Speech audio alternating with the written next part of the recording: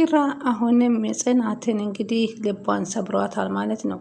ኪራ እንግዲህ አሁንም ለቅዱሴ ጠራኝ ብሎ በሄደበት ቦታ ላይ እንግዲህ ቼክ ሲያገኙ እሷን እንግዲህ መጠጥ ጠጥቶ አብሮ ከተጋደሙ በኋላ እንግዲህ ጭራሽ ሳይበቃው ቤት ድረስ ይዞ መጥቶ ለ3 ቀን አልጋው ላይ ያስቀምጦላታል።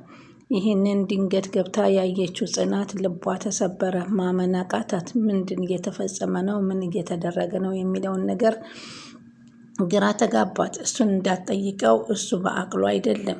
ምን ይሻለኛል እያለች እንግዲህ ወደነ ጓደኞቿ ትደውላለች።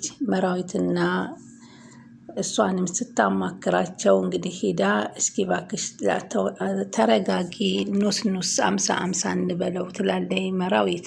ይችኛዋ ግን በፍጹም ምን ልትሆን መጣች? ከወደ ጀርባዋ ያለውን ነገር ማጽናት ይኖርብና ስትል ሰናይት ትናገራለች። እንዴት እዚህ ቤት ውስጥ ልትገባ ቻለች? ትላለች። እዚህ ቤት የሚመጡ ሴቶች ጥሩ ነገር ይዘው አይመጡም። ከወደ ማንኛቸው ተልካ መታ ሊሆን ይችል ይሆን? ለማንኛውም እናጣራለን ትላታለች። ከዛም አልፎ እንግዲህ ወደ ኪችን ሂዳ ታንከሬ ባዶ ነው፣ ምግብ ያስፈልገዋል አለቻት። ምን ስትላት ደግሞ ማቱ አለቻት። ማቱ ምንድን ነው ብላ ደግሞ ጽናት ይሄ ያልገባት የጎዳና መንገድ ወሬ ተደናገረች። ከዛም ልብስ ስጭኝ እስኪ። እንዴ ልብስ እኮ የለሽም እንዴ ስትላት፣ እንዴ እኔ አስማተኛ አይደለሁኝ በአስማት ልብሴን ከቤት ያላመጣው፣ ያንቺን ስጪ ልልበስ ወይንስ ራሴ ገብቼ ቁምሳጥኗ ላይ ፈልጌ የፈለግኩትን መርጬ ልልበስ እንዴ እያለች ትላለች። ጉሩቤ እንግዲህ በዚህ ሰዓት መኝታ ቤት ገብቶ ቅርም አደርግሽ አንቺ ልጅ ጽናትን አትናገሪ ብሎ ሲነግራት፣ ትናንት ማታም እኮ እንደዚህ ነበር ንቅ ያደረከኝ። እናንተ ወንዶች እኮ ስትባሉ ስትፈልጉ ነው እንጂ ሳትፈልጉ አትፈልጉንም በማለት ተናገረችው። ጽናትም ይህ ክላስ የኔ ነው ለምን ትገቢያለች ብትላት፣ ላዳር አላልኩሽም ለውሎ ነው እንጂ ስትላት ግራ ተጋባት። ሚስጥሩ ምንድን ነው እያለች በጣም አዘነች። እንግዲህ ካሁን በኋላ ልቧ እየተሰበረ በኪራ ያለው እምነቷ እየተሸረሸረ የሄደች ትመስላለች። እንግዲህ ቅዱስ ደግሞ አንተ ነህ የዚህ ምክንያት፣ እንዴት ስሰክር ጥለኸኝ ከዚህ ቼክ ጋራ ትሄዳለህ ሲለው፣ እንዴ እኔ እኮ መኪና ፓርኪንግ አቁሜ ላመጣ እስከማመጣ ድረስ ብዬ ተመልሼ ስመጣ አላገኘኋችሁም ሲለው፣ ለምን እኔን ይዘኸኝ አትሄድም ነበር እሷንስ ወደዛ በጣልካት ሲለው፣ እንዴ አንተ ሰክረህ በጨለማ ውስጥ እንዴት ነው ይዤህ የምጓዘው? እኔ ደግሞ መኪና ቅርቤ እዚህ ድረስ አምጥቼ ለወስድ ነበረ አለው። እሷ እንግዲህ አታላ እና እንደር ብላ ይዛው ሂዳ እንግዲህ የፈለገችውን አድርገዋል። ከሆነም በኋላ ቢጸጸት ዋጋ የለውም። ሲጀመር ከሩቤ ብዙ ጊዜ እየሰከረ ራሱን እየሳተ የማይሆን ስራ እየሰራ እንደሆነ ነው። ሰላም ውድ ቻናል ተከታታዮች ሰላማችሁ በያላችሁበት ይብዛልኝ። ለቻናል አዲስ የሆናችሁ ሰብስክራይብ፣ ላይክ፣ ሼር እያደረጋችሁ አበረታቱን። ነባሮቹም ስለምታበረታቱኝ ከልብ አመሰግናለሁ። ቀጣይ ጽናት ቀጣይን ፓርት ይዤላችሁ መጥቻለሁ። እንግዲህ ጽናት ልቧ እየተሰበረ ነው በአሁኑ ሰዓት። በተደጋጋሚ ክሩቤ ከመቼውም አይማርም። በተለይ አሁን ጽናት ላይ ያስተማራችሁን ያለ ነው እንኳን ለነሱ ለእኛም ግራ ገብቶናል። እንግዲህ ማጨስን፣ ሲጋራ መጠጣትን፣ ጫት መቃምን፣ ሴተኛ ዳሪነትን ምንድን ነው እየተማርን ያለ ነው? መጀመሪያ የምናውቀው ጽናት ድራማ ከወደ ገጠር መጥታ ቤተሰቦቿን አሳልፋለሁ ብላ ወደ አረብ ሀገር እሄዳለሁ ያለችውን ከርታታዋን ጽናትና ጸንታ ለእናት ለአባቷ የምትደርስ ብለን ያስብናትን ጽናትን እየጠበቅን እያየን ነበር ስንጓዝ የነበረው። አሁን ግን በሁለቱ ፓርቶች ላይ የታየው ነገር ኮመንታቶችን ብዙ ሀሳብና አስተያየት እየሰጡበት ነው። ወዴት እየሄድን ነው? ምን እያስተማራችሁን ነው? ዳይሬክተሩ ምን እያሰብክ ነው? ትውልድ ምን እያስተማርክ ነው? የሚሉ ብዙ ጽሁፎችን አንብበናል። አዎ ምንድን ነው አሁን እቺ ልጅ እዚህ ቤት ውስጥ መጣ ከባለትዳር አልጋ ላይ ገብታ መቀመጥንና ባለትዳሯ ደግሞ ምንም ሳትናገር ጽናት ትክትም ብላ ራሷን አፍና ለእሷ የበታች ታዛዥ ሆና ጭራሽ ማገልገሏ፣ ያም ሳይበቃ ሳላ ላይ እየጨሰችበት፣ እየቃመችበት፣ እየጠጣችበት ሞድ እዚህ ሞድ ነይ ግቢ መባል እንግዲህ ነው ወይ ትምህርቱ የሚለው ግራ ያጋባል። እኛ የምንፈልገው እንደ መራዊትና እንደ ናሆሜ መልካሙን እየተዛዘኑ እየተራረሙ እየተፋቀሩ እየተዋደዱ አንቺ ለእኔ እኔ ለአንቺ እየተባባሉ ፍቅርን እየተለጋገሱ ያሉትን እነሱን አይነት ነው እኛ የምንፈልገው። ጽናት እንግዲህ ማርም ይመራልና ከዚህ በኋላ በክሩቤ እምነቷን ጥላ የመረራት እስከምትመስል ድረስ እየተናገረች ነው።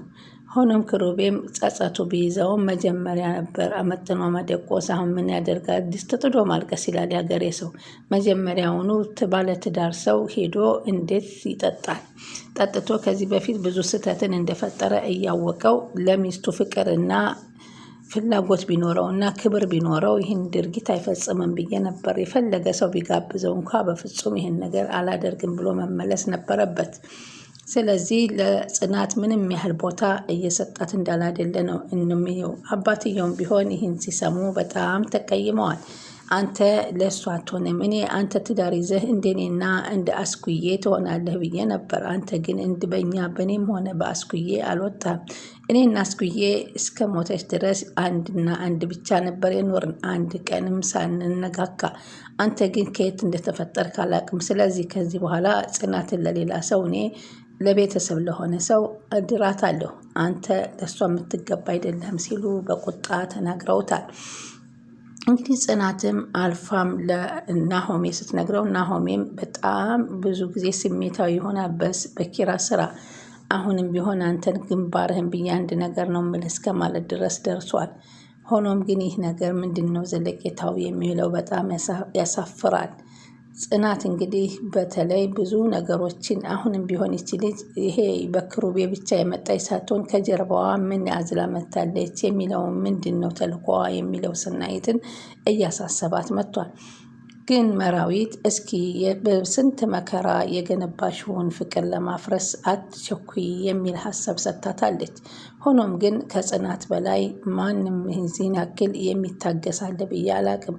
ከዚህ በፊት ብዙ ችግሮችን አሳልፋለች በነ ቢቲ በነ ሶሲ ብዙም ያ ሁሉ ሳይበቃት ደግሞ አሁን ጭራሽ በዚህ አይነት ደግሞ ክሩቤ ጽናትን ማድረጉ በጣም ያማል።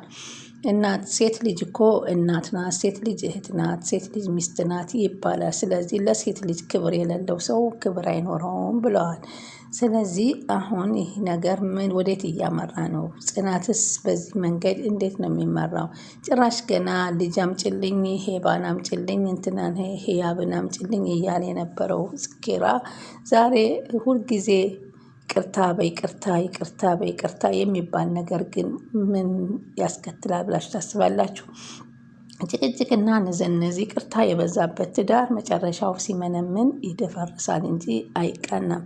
ስለዚህ ክሩቤ ይዛት ከሆነ ጽናትን ቀጥ አድርጎ በእውነተኛው ፍቅር ስትለየው ወድሻለሁ ስትለየው ማልቀስ መናደድ፣ መመስከር፣ መበሳጨት ምንም ጥቅም የሌለው ነገር እንደሆነ ነው ያየነው። እሷ ግን ይህ ሁሉ ነገር በዚሁ በቤቷ ውስጥ አፍና ከጓደኞቿ ጋር በመማከር ብቻ ነበር የምትፈታው። እሱ ግን ጓደኞቹ እንኳን የሚመክሩትን ምክር በፍጹም አይሰማም። ስለዚህ ጽናት እንግዲህ ጽናት ብትባልም ከጽናትም በላይ የሆነባት ነው። እሱ ራሱ እመን ብሎታል ቅዱስ። አሁን አፉን ከፍቶ የሚበላ አፍ ነገ የሚበጎርሰው ሲያጣ አፉን መክፈቱ አይቀርም እና ነገ የሚቺ ልጅ አሁን ገና ሚስጥሩን ታወጣብኛለህ እያልክ ስትግል ሚስጥሯን ማውጣቱ አይቀርምና እንደውም ገና ካሁኑ እውነታውን ተናግረህ በይቅርታ ልባላ ጽናት ይቅርታ ተደርግልሃለች እና ይቺ ልጅ አስወጣ ሲል መክሮታል። ሆኖም ግን እሱ በፍጹም ይሄን ነገር መስማት የለባትም። እሷ በጣም የተጎዳች ናት። በጣም የተጎዳች ናት ከማለት በፊት ማሰብን የመሰለ ነገር የለም። ስለዚህ ይቅርታ የሚያደርግ ልብ እኮ ሁልጊዜ ይቅር እንዳለ አይኖርም። አሁንም እንዳለው ቅዱስ ይቅርታውን ተቀብሎ ከመኝታ ቤቱ ማስወጣት ሲገባው ጭራሽ ከተኛችበት ሂዶ ትተኛ ጽናት መስላኝ ነው በእርግጥ ብሏል። ልብሷን የእሷን አይነት ልብስ ለብሳ ነበር የተኛችው። ሆኖም ግን ድንገት ጽናት ስትገባ ሲያባበላትና ይዞሽ ተኝ እያለ ደክሞሽ ነው ምናምን እያለ ሲል የነበረው እሷን እንዳላደለ ተረጂ ብሎ ቢያስረዳትም እሷም ግን ልቧ ስለተሰበረ የመረዳቱን ነገር አልተቀበለችውም።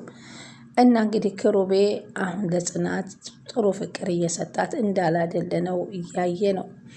በጣም ያሳዝናል። አሁን ይቺ ልጅ ውጭ ቢላትም አጋልጥሃለሁ፣ እነግራለሁ፣ ከኔ ጋር ያደረግከውን ሁሉ ነገር ነው ምነግራት እያለች ማስፈራሪያ ይዛበታለች። አንዳንድ ጊዜ ወንዶችም ሆነ ሴቶች በእኛን ኃላፊነት ወስደው ሊያስፈራሩን በሚችሉት ነገር እየተመረኮዝን ፍቅርን ማጣት የለብንም ብዬ ነው የምመክረው። ስህተት ሰጥቷል ብለዋል። እውነቱን ነው እንዳለው ቅዱስ ስህተቱን እንዲያርምለት ይቅርታ በአንድ መጀመሪያ በተሳሳተው ይቅርታ ሲገባው ጭራሽ እሷ ውጭ ለውጭ ኪችን ለኪችን ሳላ ለሳላ እየተንከራተተች ጽናት እሷ ከእሷ ክፍል ገብታ በአልጋዋ ላይ እና በቤቷ ስትተኛና ስትነሳ ማየቱ በጣም ይከብዳል። ማንም የማያደርገው ድርጊት ነው። በእውነት ይሄ ነገር በእውነት የኛ ሆኖ ቢሆን ኑሮ ማንም አያደርገውም ብዬ ነው የማስበው። እንግዲህ ቀጣይ ምን ይፈጠራል የሚለውን አብረን እንከታተላለን። ስትከታተሉኝ ስለነበረ ከልብ አመሰግናለሁ። እንግዲህ ፕሊስ የጽናት ድራማ ተወዳጁን እንግዲህ የሚጠቅምና የሚያስተምር ነገር አድርጉሱበት ብለን በዚሁ ምን እናገራለን። በሁለቱ ፓርቲ ያየነው ምንም የሚያስተምር ነገር ያየንበት ነገር የለም። ስለዚህ እኛም የምንመለከተው ትውልድም የሚመለከተው የተሻለን ትምህርት ለማግኘት እስከሆነ ድረስ መረሳት የለበትም ብዬ የራሴን ሀሳብ አስተያየት እሰጣለሁ። እናንተስ በየራሳችሁን ሀሳብ አስተያየት ኮመንት ላይ ማስፈር ትችላላችሁ። እንግዲህ ጽናት እና ኪራ መጨረሻቸው ምን ሊሆን ይችላል የሚለውን አብረን እንከታተላለን። እንግዲህ ዋናው ቁም ነገሩ እንግዲህ የጽናት ጉዳይ ነው። ውሳኔው ጽናት በአሁኑ ሰዓት ሁሉ ነገር የመረራት የሰለቻት እስከምትመስል ድረስ ነው እያለች ያለችው። የዛሬውን በዚህ እሰናበታችኋለሁ።